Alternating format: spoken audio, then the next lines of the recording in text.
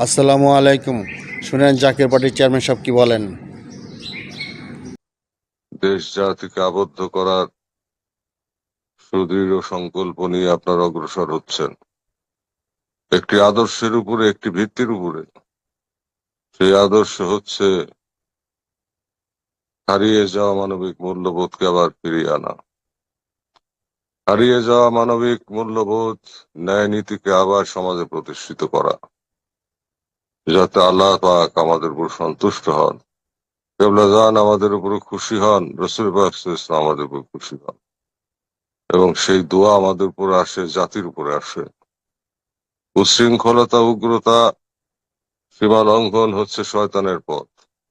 আর শয়তান তো মানুষের প্রকাশ্য দুশমন। ইন্না শায়তানা লিল ইনসানি আদুউম মুবিন। শয়তান মানুষের প্রকাশ্য দুশমন। সে চায় না মানুষ মঞ্জিল মকসুদে পৌঁছাক। সে চায় না মানুষ পৃথিবীতে শান্তি লাভ করুক এবং পরকালে চিরজীবনে তারা শান্তিতে থাকুক, এর শয়তান চায় না। তো মানব সৃষ্টির প্রথম থেকেই শয়তানের এই জিদ, এই ক্রোধ আদম সন্তানের উপরে, এবং আল্লাহ তাআলার কাছ থেকে চেয়ে আনা শক্তি নিয়ে সে এবং হায়াত নিয়ে এসে মানুষের বিরুদ্ধে লেগে আছে।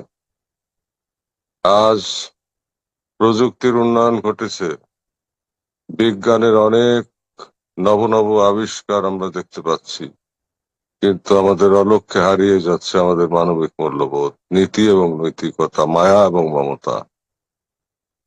অত্যন্ত পরিতাপের বিষয় যে আজকে মানুষের জীবনে কোনো মূল্য নাই। সম্পদের মূল্য আছে, অর্থের মূল্য আছে, সম্পদের মূল্য আছে, গাড়ি বাড়ির মূল্য আছে, ইমারত দালান কোঠার মূল্য আছে, কিন্তু মানুষের জীবনের মূল্য নাই, সে মায়া নাই, সে প্রীতি নাই, সে প্রেম নাই, সে চোখের পানিও নাই। একটা মানুষ মরে গেলে আগে মানুষ কান্নাকাটি করত, ভয় পেত, এবং কত পবিত্রতার সাথে গিয়ে দাফন করত অথবা শেষকৃত্য করত। কিন্তু আজ মানুষ মানুষকে টুকরা টুকরা করে ড্রামের মধ্যে ভরে বিভিন্ন জায়গায় ফেলে রাখে। তো আমরা দেখি মৃত লাশের সাথে ধর্ষণ করতেও আমাদের বাংলাদেশে আমরা দেখি। ধর্ষণের সংখ্যা যেমন বৃদ্ধি পেয়েছে, এবং মানুষ হত্যার সংখ্যাও ঠিক সমান্তরাল ভাবে বৃদ্ধি পেয়েছে। এটা কোনো জাতির জন্য শুভ লক্ষণ হতে পারে না, এটা বিশ্বের জন্য শুভ লক্ষণ নয়। এটা কুশিক্ষা, এটা পরিবেশের কারণে হয়েছে, আমাদের সমাজ জীবনে এটা ঢুকানো হয়েছে। যারা দেশ জাতিকে পরিচালিত করেছে, সমাজের উপরে কর্তৃত্ব করেছে, জাতির উপরে কর্তৃত্ব করেছে, তাদের মাধ্যমেই এই বিষ, এই ভয়াবহ রোগ আমাদের মধ্যে প্রবেশ করেছে, এবং আমাদের ভাগ্য দিন দিন অন্ধকারাচ্ছন্ন হচ্ছে। মানুষের পেট ভাত নাই, পরনে কাপড় নাই, মাথা গুঁজার ঠাঁই নাই, সুচিকিৎসা নাই, নাই বলতে নাই, কিছুই নাই, সুশিক্ষা নাই। আমরা কি এই জন্য দেশ স্বাধীন করছিলাম? সেই 1757 সালে আমাদের পলাশী রামরো কাননে বাংলার স্বাধীনতা সূর্য অস্তমিত হয়ে যাওয়ার পর থেকে অদ্যাবধি আমরা বাংলার মানুষ কি শান্তি পেয়েছি, সম্মান পেয়েছি, সমৃদ্ধি পেয়েছি? পাই নাই। আমরা নিষ্পেষিত হয়েছি, নির্যাতিত হয়েছি, প্রতারিত হয়েছি, প্রবঞ্চিত হয়েছি। তাই এখান থেকে ঘুরে দাঁড়ানোর সময়, কারণ জাতি হিসেবে আমাদেরকে বাঁচতে হবে। আমরা পূর্ব বাংলায়, এখনকার স্বাধীন সার্বভৌম বাংলাদেশে 92% মুসলমান।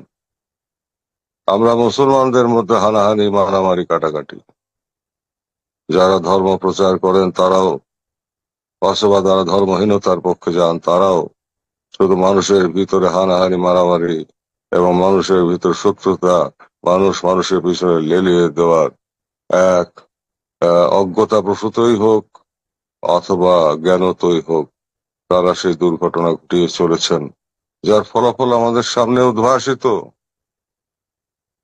আজকে ধর্মের নামে রক্তক্ষয়, আজকে মানুষের, আজকে আজকে দেশ শাসনের নামে রক্তক্ষয়, আজকে রাজনীতির নামে রক্তক্ষয়। অর্জন কি? অর্জন তো কিছুই না, অর্জন হতেছে হাহাকার। অর্জন হইতেছে গরিবের দরিদ্র মানুষের দারিদ্র আরো বৃদ্ধি পাওয়া। আজকে 9 কোটি মানুষের উপরে দেশে আজকে তারা দারিদ্র সীমার নিচে বসবাস করছে। গতকালই দেখলাম যে আগামী 2 মাসের মধ্যে 13টি জেলায় দুর্ভিক্ষ হইতে পারে, খাদ্য ঘাটতি দেখা দিতে পারে।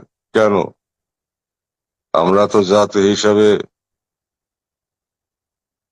অত্যন্ত সম্মানী জাতি হিসাবে ছিলাম।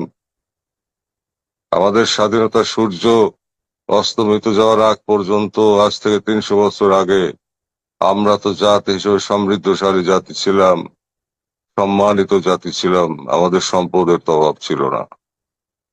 পৃথিবীর 33 ভাগ সম্পদ এই বাংলায় আল্লাহ দান করেছিলেন। এই সম্পদ নিয়ে পৃথিবীর বহু দেশ বড় হয়েছে, কিন্তু আমরা ধীরে ধীরে ষড়যন্ত্রের কষাঘাতে জর্জরিত হয়ে, ষড়যন্ত্রের বেড়াজালে নিবিষ্ট হয়ে, এবং এমন এক কুহেলিকার পিছনে, এমন এক তিমির অন্ধকার আমরা নিক্ষিপ্ত হয়েছি, যেখান থেকে আমরা বের হয়ে আসতে পারতেছি না। এখান থেকে বের হয়ে আসতে হবে, কারণ এক সময় বাংলায় মানুষ ছিল 2.5 কোটি। এখন তারপর বাংলার মানুষ হলো 4.5 কোটি। তারপর বাংলার মানুষ হলো 7.5 কোটি 71 সালে স্বাধীনতা যুদ্ধের সময়। এরপরে বাংলার মানুষ হলো আরো 9 কোটি, তারপর বাড়তে বাড়তে এখন 18 কোটি। মাত্র 56,000 বর্গ মাইল এলাকা। আমাদের আয়তন তো বাড়ে নাই, কিন্তু আমাদের জনসংখ্যা বাড়ছে, আমাদের চাহিদা বাড়ছে। এই জনসংখ্যা যখন 36 কোটিতে যাবে বা 40 কোটিতে যাবে, আমাদের কি উপায় হবে? আমাদের অন্ন কোত্থেকে আসবে? আমাদের বর্তমানে যে জনসংখ্যা, তাই তো এখন দুর্ভিক্ষের কথা শোনা যায়। গতকালকেই সংবাদে দেখলাম যে 13টি জেলায় 1.5 কোটি মানুষ খাদ্যাভাবের ভিতরে পড়তে পারে। তো পরিস্থিতি কত ভয়াবহ! 9 কোটি মানুষের উপরে দারিদ্র সীমার নিচে নেমে গেছে। এমন পরিস্থিতি আমাদের সামনে আসবে, এটা তো আমরা কোনোদিন কল্পনা করি নাই। তবে বিশ্ব হলি খাজা বাবা ফরিদপুরি কেবলাদান সাহেব আমাদেরকে বলে গেছিলেন যে, বাবা, কঠিন সময় আসবে সামনে, তবে তোমরা ভয় পেও না, আল্লাহর রহমতও তোমাদের সাথে থাকবে। আল্লাহর রহমত কাদের সাথে থাকবে? যারা আল্লাহকে ভয় করে, প্রকৃত অর্থেই ভয় করে, কারণ আল্লাহ পাক তন্তরে খবর রাখেন। আল্লাহ আলিমা বেজাতে শুধু, আল্লাহ তন্তরে খবর রাখে, তার মন কি বলে না বলে, কে কি চিন্তা করে না করে, সবই তো আল্লাহ জানেন। আর আল্লাহ তার বন্ধুদেরকে জানিয়ে দেন। তাই আল্লাহ তাআলা আমাদের স্রষ্টা, এক অদ্বিতীয় সত্তা। তিনি আমাদেরকে আগুন, পানি, মাটি, বাতাস থেকে সৃষ্টি করেছেন তার ইবাদতের জন্য। ইন্নাজ জিন ওয়াল ইনসান ইল্লা লিয়াবুদুন, নিশ্চয়ই আমি সৃষ্টি করেছি জিন এবং ইনসানকে আমার ইবাদতের জন্য। আমাদেরই বিচার হবে, অন্য কোনো সৃষ্টির বিচার হবে না।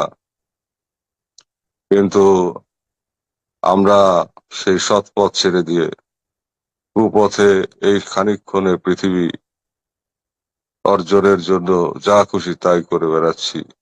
এবং যারা শাসক বর্গ দেশকে শাসন করেছে, তারা 54 বৎসর স্বাধীনতার পরেও, 71 সালে এই রক্তক্ষয়ী স্বাধীনতার পর 54 বৎসর তারা আমাদেরকে কি দিলেন? কিছুই দেন নাই, শুধু নিজেদের স্বার্থ উদ্ধার করেছেন। গরিবের রক্ত চুষে খেয়ে টাকার পাহাড় বানিয়েছেন এবং বিলাসিতার সাগরে, ভোগ বিলাসের সাগরে ডুব দিয়েছেন। এই দেশের গরিব দুঃখী মেহনতি মানুষ যেই তিমিরে ছিল, যে অন্ধকারে ছিল, সে অন্ধকারে ডুবে যাচ্ছে। অন্ধকার মহাসমুদ্রের ভিতরে আমরা হারিয়ে যাচ্ছি। আমরা এই 18 কোটি মানুষ মাত্র 56,000 বর্গ মাইল এলাকার মধ্যে, এই সংখ্যা যখন আমাদের 36 কোটিতে দাঁড়াবে, মাল্টিপ্লাই করে যখন 36 কোটি হবে, তখন আমাদের কি উপায় হবে? আর বর্তমানেই বা আমাদের কি উপায় আছে? আমাদের অন্ন কোত্থেকে আসবে? বস্ত্র কোত্থেকে আসবে? বাসস্থান কিভাবে নির্মিত হবে? আমাদের শিক্ষা দীক্ষার কি হবে? আমাদের চিকিৎসা ব্যবস্থা কি হবে? আমাদের চাকরি বাকরির কি হবে? ব্যবসা বাণিজ্যের কি হবে? আয় রোজগারের কি হবে? সেদিকে কারোর কোনো খেয়াল নাই। শুধুমাত্র মানুষ উস্কে দিয়ে, খানিকক্ষণের উন্মাদনার মধ্যে ফেলে দেশবাসী কে রক্তের মুখে ঠেলে দিয়ে, হানাহানি মারামারির মুখে ঠেলে দিয়ে, গুলির মুখে ঠেলে দিয়ে, রক্তের উপরে পাড়া দিয়ে ক্ষমতায় গিয়ে ক্ষমতার স্বাদ আস্বাদন করা আর নিজেদের আখের গোছানোই হইতেছে বর্তমান রাজনীতির একমাত্র ধ্যান জ্ঞান।